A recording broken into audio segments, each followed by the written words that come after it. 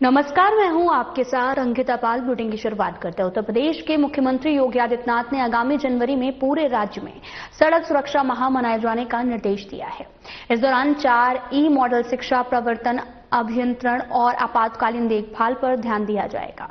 मुख्यमंत्री योगी आदित्यनाथ ने राज्य के वरिष्ठ अधिकारियों के साथ में एक उच्च स्तरीय समीक्षा बैठक की है, जिसमें उन्होंने कहा कि यह अभियान केवल औपचारिकता नहीं बल्कि इसे जन केंद्रित आंदोलन बनाया जाना है। सीएम योगी ने विषय की गंभीरता को देखते हुए आपराधिक आंकड़ों के हवाले से बताया कि नवंबर 2025 तक राज्य में कुल 46,223 सड़क दुर्घटनाएं दर्ज की गई, जिनमें 24,776 लोगों की जान चली गई। उन्होंने कहा यह आंकड़े बेहद चिंताजनक है।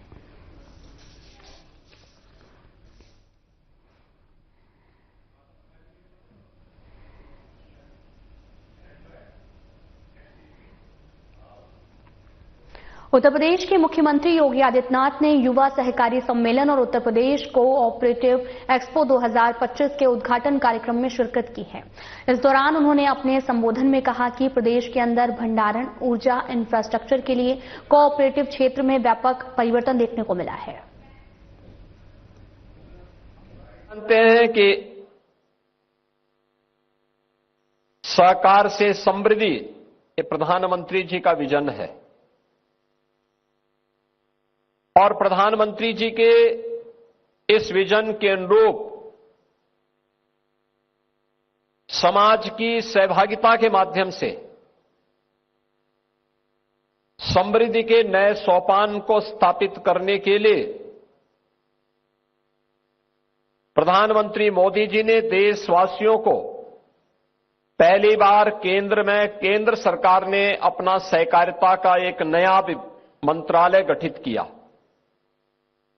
पहले यह कृषि मंत्रालय के अधीन एक छोटा सा उसका आयाम हुआ करता था, लेकिन अब यह अपने आप में एक मंत्रालय के रूप में कार्य कर रहा है और देश के सबसे दूरदर्शी मंत्री के रूप में, संगठक के रूप में देश के आदरणीय गृह मंत्री माननीय श्री अमित शाह जी मंत्रालय गठन होने के बाद सबसे पहले मंत्री के रूप में भारत के सहकारिता आंदोलन को एक नई ऊंचाई प्रदान कर रहे हैं। संयुक्त राष्ट्र संघ ने भी वर्ष 2025 को अंतर्राष्ट्रीय सहकारिता वर्ष घोषित किया है और आदरणीय प्रधानमंत्री जी की प्रेरणा से हम लोगों ने सहकारिता के सुदृढ़ीकरण की दिशा में बहुत सारे कदम उठाए हैं, क्योंकि सहकारिता ये आपसी विश्वास,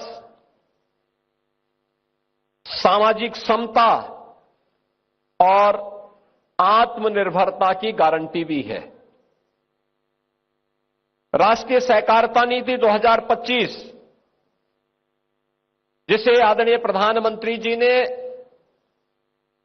सहकार से समृद्धि के माध्यम से 2047 तक भारत को एक विकसित राष्ट्र के रूप में स्थापित करना है, यह प्रत्येक भारतवासी के सामने एक लक्ष्य दिया है और दुनिया की 1/4 सहकारी समितियां भारत में, जिनमें 8,44,000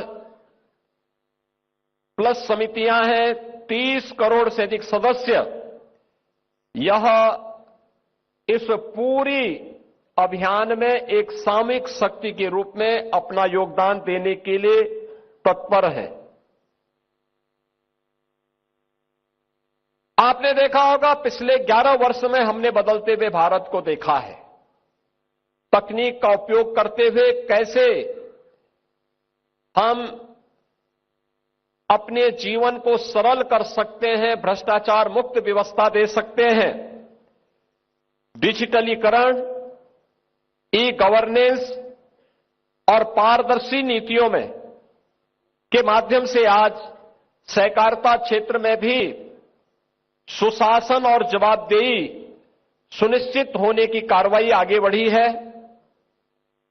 एमपैक्स के माध्यम से हमारी जो बहुउद्देशीय प्राथमिक ग्रामीण सहकारी समितियां थी, इनके माध्यम से इनकी सदस्यता का विस्तार, इनमें फाइनेंशियल इंक्लूजन को, वित्तीय समावेशन को भी जोड़ते हुए आगे बढ़ाने का कार्य, कृषि और ग्रामीण विकास को इसके माध्यम से आगे बढ़ाने और सहकारिता आंदोलन को और मजबूत इसके माध्यम से प्रदान किया गया है। सहकारिता वर्ष 2025 के अवसर पर उत्तर प्रदेश के अंदर जो पहली बार इतने बड़े पैमाने पे कार्यक्रम हुए हैं, 26 जनवरी 2026 को अंतर्राष्ट्रीय सहकारिता वर्ष का शुभारंभ किया गया। रन फॉर कॉपरेशन में हजारों इस फील्ड से जुड़े हुए लोगों ने इसमें सहभागिता की। 21 मार्च 2025 को Uttar Pradesh state cooperative bank limited के द्वारा एजीएम का आयोजन और स्टेक होल्डर्स को 76 करोड़ रुपए के लाभांश का ऑनलाइन वितरण का कार्यक्रम भी इस अवसर पर यहां पर किया गया। 6 जुलाई 25 को केंद्रीय सहकारिता मंत्रालय के चौथे स्थापना दिवस के अवसर पर 266 ड्रोन दीदियों को भी प्रमाण पत्र वितरित किए गए। 12 सितंबर से 30 नवंबर 25 तक आपने देखा होगा एमपैक्ट सदस्यता का महाअभियान प्रारंभ हुआ, जिसमें 24 लाख नए सदस्य, जिनके माध्यम से 43 करोड़ का शेयर कैपिटल भी प्राप्त हुआ है। इससे पहले माह सितंबर 23 में प्रदेश में पहली बार एमपैक्ट सदस्यता अभियान का आयोजन किया गया। 30 लाख नए सदस्य बने थे, 70 करोड़ का शेयर कैपिटल प्राप्त हुआ था। जिला सहकारी बैंकों में 2 लाख से अधिक बैंक अकाउंट और 550 करोड़ का डिपॉजिट यह आज के दिन पर हमारे पास है। याद करिए 2017 के पहले हमारे डिस्ट्रिक्ट कोऑपरेटिव बैंक की स्थिति क्या थी। 16 बैंक ऐसे थे जो 16 बैंक डिफाल्टर घोषित हो चुके थे। रिजर्व बैंक ने उनके लाइसेंस जब्त कर लिए थे।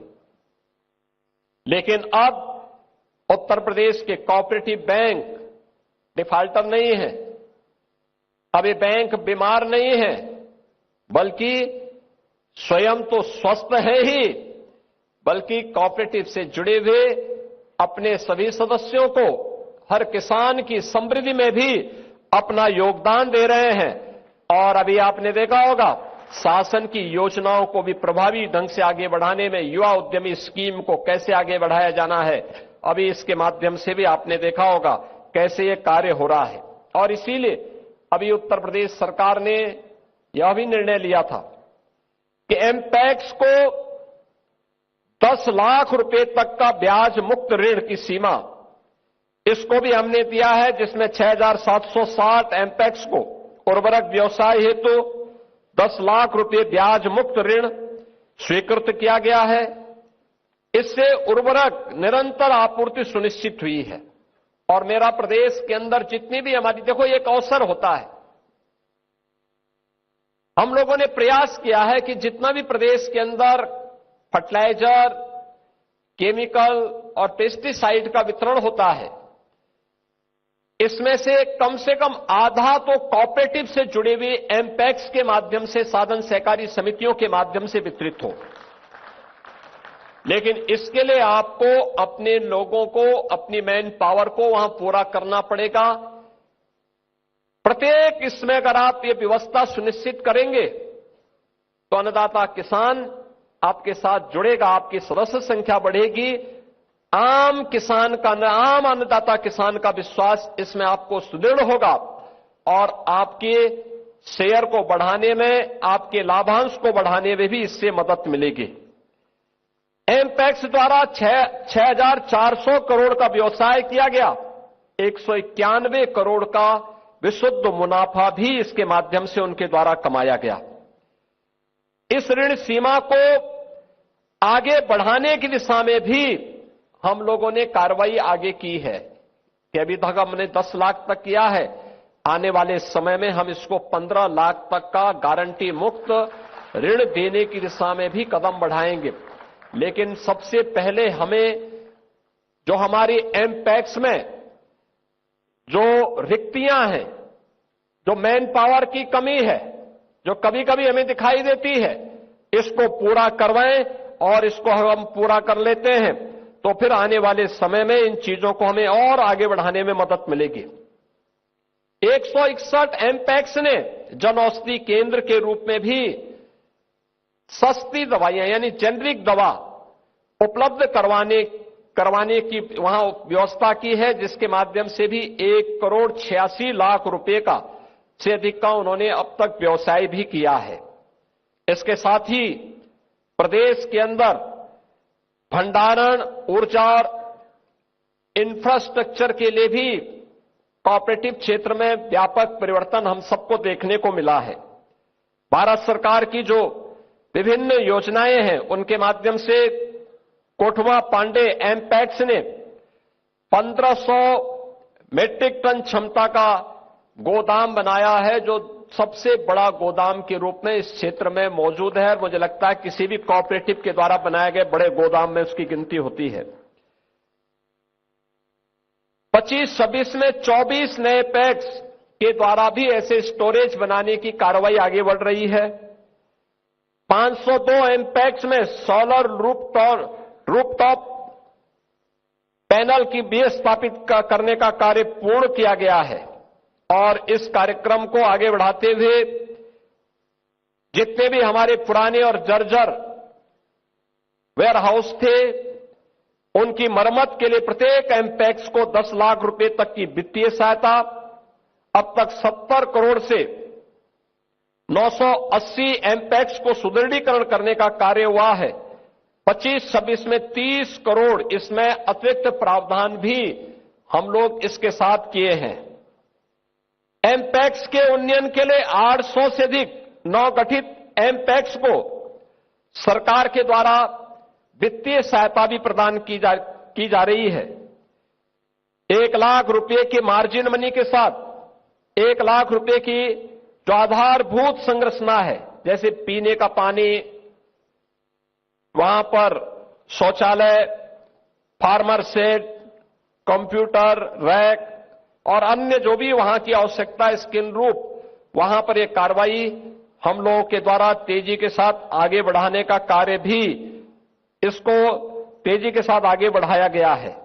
और Uttar Pradesh state cooperative bank अब नाबार्ड से ये श्रेणी के बैंक के रूप में अपने आप को स्थापित किया है। इसमें तमाम प्रकार की कार्रवाई आगे बढ़ी है। इस प्रदेश में इसके द्वारा 40 शाखाएं आज संचालित हो रही हैं। अब मैं कह सकता हूं कि हमारे जिला कोऑपरेटिव बैंक की जो 50 जिला कोऑपरेटिव बैंक थे, आज के दिन पे सभी के सभी लाभांश कमा रहे हैं। यानी जो पहले बीमार थे और बाकी भी बीमार होने की ओर जा रहे थे, क्योंकि तो एक वास्तव में एक संक्रमण होता है, एक बीमार होता है, दूसरा भी बीमारी की तरफ बढ़ता है। लेकिन जैसे उस बीमारी को समय रहते उपचार कर लिया जाता है तो सारे लोग स्वस्थ हो जाते हैं। ऐसे ही अब उत्तर प्रदेश के सभी 50 कोऑपरेटिव डिस्ट्रिक्ट कोऑपरेटिव बैंक आज के दिन पर लाभांश कमा रहे हैं। और हम लोगों ने 1 डिस्ट्रिक्ट 1 बैंक 1 कोऑपरेटिव बैंक की इस परिकल्पना को भी साकार करने की दिशा में कार्रवाई प्रारंभ की। बलरामपुर में एक नया जिला कोऑपरेटिव बैंक के गठन की कार्रवाई आगे बढ़ चुकी है।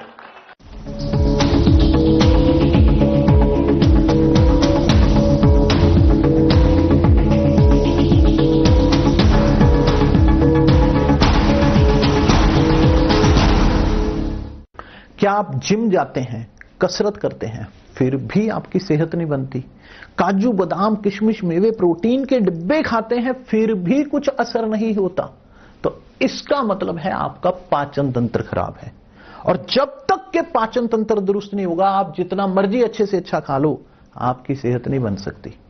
इसलिए हमारी संस्था सन्यासी आयुर्वेदा ने एक ऐसी दवा का निर्माण किया है जो कि आपके लिवर, आपके पाचन तंत्र को दुरुस्त करने का काम करती है, ताकि आप जो भी खाएं उसका पूरे का पूरा निचोड़ आपके शरीर को लगे, आपकी भूख बढ़े, खाया पिया सही से लगे, नया खून बने, हड्डियों में जान आए, वजन बढ़े और आप मोटे तगड़े खूबसूरत पर्सनैलिटी के मालिक बन जाएं। सिर्फ 655 रुपए की पूरे 1 महीने की दवा होती है और आप इसे घर बैठे 011-45454545 पर फोन करके दवा मंगवा सकते हैं।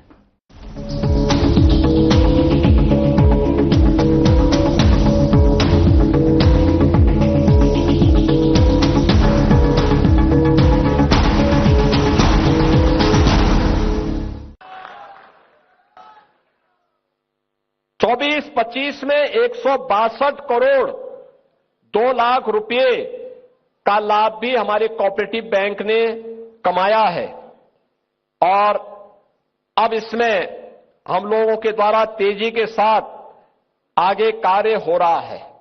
बहनों और भाइयों, अच्छी सरकार आती है, यही होता है। पिछली सरकारें 1 डिस्ट्रिक्ट 1 माफिया पालती थी, यानी कोऑपरेटिव क्षेत्र तो पिछली सरकारों की माफिया राज के कारण बर्बाद हो गया था। किसान की पूंजी फंस गई थी, हजारों करोड़ फंस गई थी। 4700 करोड़ रुपए का हमने 16 जो कोऑपरेटिव बैंक जिनके लाइसेंस जब्त हो गए थे, किसानों का वो पैसा हम लोगों ने फिर धीरे धीरे करके वापस करवाया। आज वो पैसा भी वापस है, बैंक भी फिर से अपना काम करते हुए आगे बढ़ रहा है। अब हम लोग 1 डिस्ट्रिक्ट यानी माफिया से तो प्रदेश से मुक्ति हो गई, लेकिन अब 1 डिस्ट्रिक्ट 1 कोऑपरेटिव बैंक की दिशा में उत्तर प्रदेश आगे बढ़ रहा है और इसको हमें आगे बढ़ाना चाहिए, क्योंकि ये आज की आवश्यकता है और उस दिशा में प्रदेश सरकार ने तेजी के साथ कदम बढ़ाए हैं। ये हमारे लिए इसलिए भी महत्वपूर्ण है क्योंकि हमें वित्तीय समावेशन की दिशा से जितने भी फाइनेंशियल इंक्लूजन है, जितनी भी केंद्र और राज्य सरकार की योजनाएं हैं, इन योजनाओं को प्रभावी रूप से क्रियान्वयन करने के लिए यह कार्य आगे बढ़ता है और स्थानीय स्तर पर युवाओं के लिए रोजगार की नई संभावनाओं को भी आगे बढ़ाया जा सकता है। मैं आप सभी युवाओं से इस बारे में अपील करूंगा कि हमारा युवा सहकारिता आंदोलन का एक भविष्य है और उसका भविष्य का शिल्पी है। आपको इस दिशा में अपने आप को तैयार करना है। यह युवा सहकार सम्मेलन या प्रदेश की समृद्धि और प्रदेश की सामूहिक विकास की दिशा में एक नया मील का पत्थर साबित होगा और आदरणीय प्रधानमंत्री जी ने जो भारत सरकार के माध्यम से सहकार से समृद्धि, सहकार से आत्मनिर्भरता का विजन देशवासियों को दिया है कि हमें 2047 में विकसित भारत की परिकल्पना को साकार करना है, उसे साकार करने की दिशा में सहकारिता आंदोलन को हमें उतनी ही मजबूती के साथ आगे बढ़ाना पड़ेगा। आज देखिए, आपके सामने विशिष्ट अतिथि के रूप में भारत सरकार के पूर्व केंद्रीय मंत्री, जिन्होंने श्रद्धेय अटल जी के साथ में और आदरणीय प्रधानमंत्री मोदी जी के साथ में जिन्होंने कार्य किया था, देश के अंदर नदी जोड़ो अभियान के लिए जो कमेटी गठित हुई थी, उसकी अध्यक्षता भी माननीय सुरेश प्रभु जी ने ही किया था। उन्हीं की अध्यक्षता की कमेटी ने इस कार्यक्रम को आगे बढ़ाया था। देश के अंदर सहकारिता के लिए जो ड्राफ्ट तैयार हुआ है, वह भी आप ही की अध्यक्षता में जो कमेटी है उसने बनाया है। आज उनका मार्गदर्शन आपको प्राप्त हो। प्रदेश भर से आप युवा आए हैं, सहकारिता की उन बारीकियों को उनसे समझने की आवश्यकता है। कैसे हम इसके माध्यम से विकसित भारत की परिकल्पना को साकार कर सकते हैं। इस अवसर पर मुझे अन्नदाता किसानों के लिए एक और व्यवस्था करनी है और वह करना है कि प्रदेश के अंदर हम लोग उत्तर प्रदेश सहकारी ग्राम विकास बैंक एलडीबी का जो रेट ऑफ इंटरेस्ट है लगभग 11.5% है। किसान उससे लोन लेता है लेकिन उसके बहुत ब्याज देना होता है। अब हम लोग इसको कम करने की दिशा में आगे बढ़ रहे हैं और इसके लिए मैं चाहूंगा कि यह लोन अब किसान को 6% पर मिले। इसमें राज्य सरकार इसमें योगदान देगी और 6% में केवल किसान को, लघु और सीमांत किसान को हम इस सुविधा का लाभ देंगे। लघु और सीमांत किसान को प्रदेश के अंदर मुख्यमंत्री कृषक समृद्धि योजना के अंतर्गत हम लोग 6% पर इस ब्याज को एलडीबी के माध्यम से उपलब्ध करवाएंगे और जो बाकी बचेगा उसमें गवर्नमेंट इसमें अपना योगदान देगी। इस विश्वास के साथ मैं एक बार फिर से आज युवा सहकार सहमति सम्मेलन के अवसर पर, मैं आप सभी युवा सहकार सम्मेलन के अवसर पर आप सभी युवाओं से अपेक्षा करूंगा कि आप सहकारिता के भविष्य बनकर के उसके शिल्पकार बनने की दिशा में उचित प्रशिक्षण लें, उस दिशा में ईमानदारी पूर्वक उस पहल को आगे बढ़ाएं और टीम वर्क से कैसे परिणाम दिए जा सकते हैं उस दिशा में आप कार्य करेंगे। इस विश्वास के साथ मैं माननीय सुरेश प्रभु जी का और आप सबका हृदय से अभिनंदन करता हूं। धन्यवाद। जय हिंद।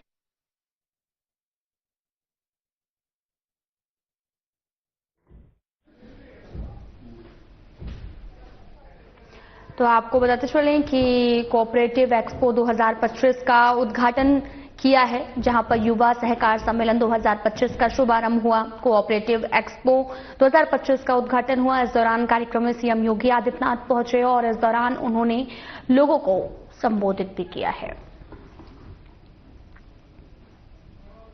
तो तस्वीरें भी आपको दिखा रहे हैं और अभी आपको बताते चलें कि सीएम योगी आदित्यनाथ का संबोधन भी सुनाया, जहां पर उन्होंने अपने संबोधन में प्रदेश के अंदर भंडारण, ऊर्जा, इंफ्रास्ट्रक्चर के लिए कोऑपरेटिव क्षेत्र में व्यापक परिवर्तन देखने को मिला है। इस पर उन्होंने बातचीत की और साथ ही कार्यक्रम को संबोधित किया। कार्यक्रम का उद्घाटन कर कार्यक्रम में शिरकत करने के लिए पहुंचे थे। इस दौरान वो लोगों को संबोधित करते हुए नजर आए और उन्होंने कोऑपरेटिव एक्सपो 2025 का भी उद्घाटन किया। कार्यक्रम में सीएम योगी आदित्यनाथ का संबोधन आपको सुना रहे थे। दरअसल लखनऊ में एक्सपो का आयोजन किया गया था और मुख्यमंत्री योगी आदित्यनाथ ने युवा सहकारी सम्मेलन उत्तर प्रदेश कोऑपरेटिव एक्सपो 2025 के उद्घाटन कार्यक्रम में शिरकत की। इस दौरान उन्होंने अपने संबोधन में कहा, प्रदेश के अंदर भंडारण, ऊर्जा, इंफ्रास्ट्रक्चर के लिए कोऑपरेटिव क्षेत्र में व्यापक परिवर्तन देखने को मिला है।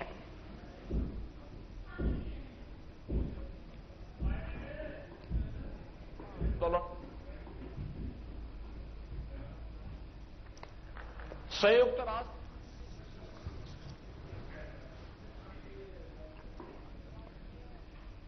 तो वहीं यूपी के हमीरपुर जिले में सर्दियों के सितम के साथ ही खेतों में काम कर रहे किसानों में जंगली जानवरों के झुंडों ने दहशत फैला रखी है।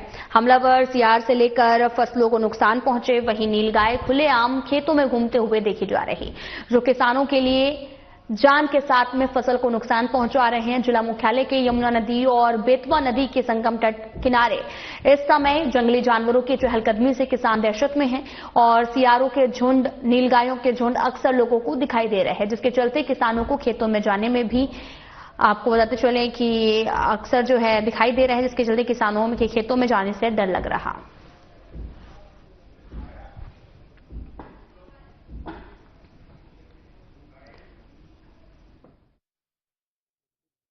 यहाँ पे सियार आ जाते हैं, नील गाय आ जाती हैं और ये तो उनको बड़ा आतंक चलता है भाई। ये तो इसमें कहो निकल रहे थे, एक बार हम जा रहे थे ब्रह्मा के डेरा, वहां से निकल रहे थे तो दौड़ा लिया।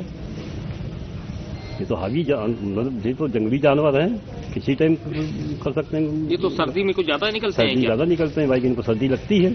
ये पुरानी कहावत है भाई कि वो बीरबल से राजा ने कहा कि हल्ला क्यों जा रही, इनको जाड़ा लगता है। तो ये सर्दी में ज्यादा आक्रामक होते हैं, लोगों पे हमला होते हैं। खेती में भी ये लोग कुछ बहुत नुकसान करते हैं। ये जो किसान लोग बाजियां वगैरह लगाते हैं, इनमें इनका बड़ा। फिलहाल वीडियो में इतना ही। नमस्कार।